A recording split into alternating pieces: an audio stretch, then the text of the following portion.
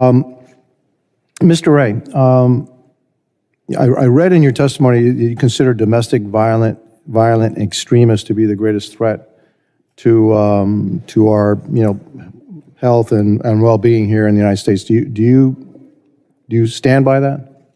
Well, let me just make a slightly finer point on it because precision is important here.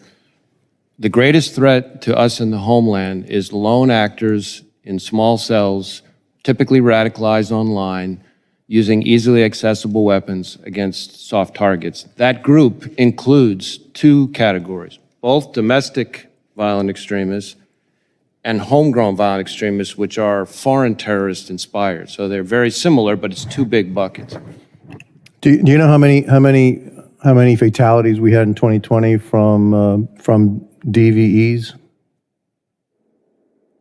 I don't have the number of deaths off the top of my head, but I know that in 2020, the most lethal attacks, or the lethal attacks that we had, came from what we categorize as anti-government, anti-authority violent extremism, which includes both anarchist violent extremism as well as militia violence. Yeah, I think I read there was something like 4, and four is too many. That's for the 4 people that died. Do you know how many people die per day from fentanyl overdose?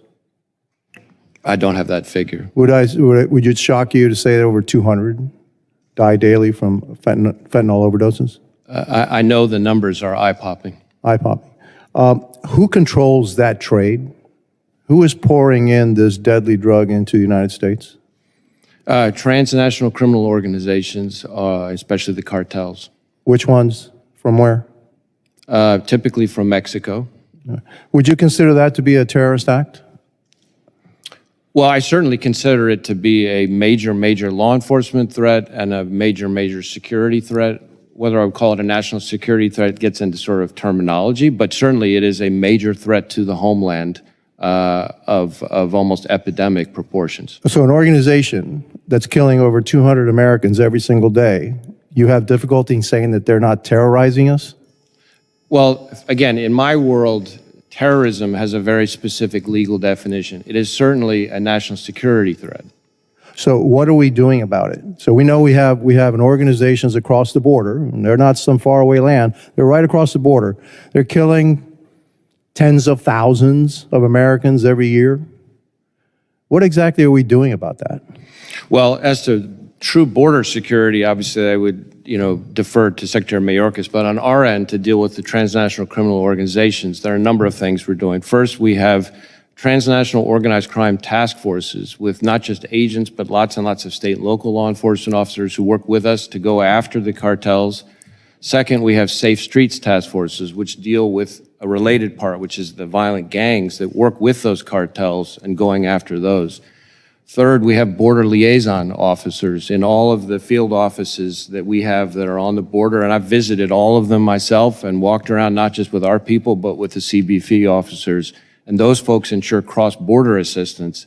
We have LEGATs, which is legal attaché offices in Mexico, and in fact, last year, we were able to apprehend 2 of the FBI's top 10 most wanted fugitives, which is progress. So those are some of the things we're doing, but it is a major concern for sure. Have we done anything with the government of Mexico, warned them, et cetera, that they need to step up their war against these cartels? Because again, these cartels are killing tens of thousands of Americans.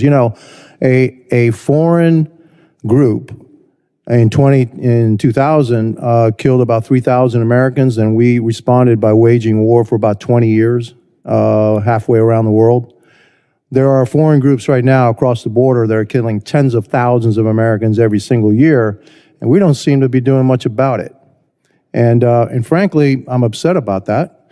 We seem to be focused on domestic violent extremists, which we should, okay, but we're not, which killed 4 people in 2020.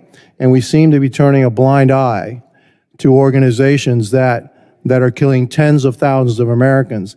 And we also seem to be doing not much about stopping the flow of this drug coming into the United States through our southern border. Thank you. My time is up, and I yield back.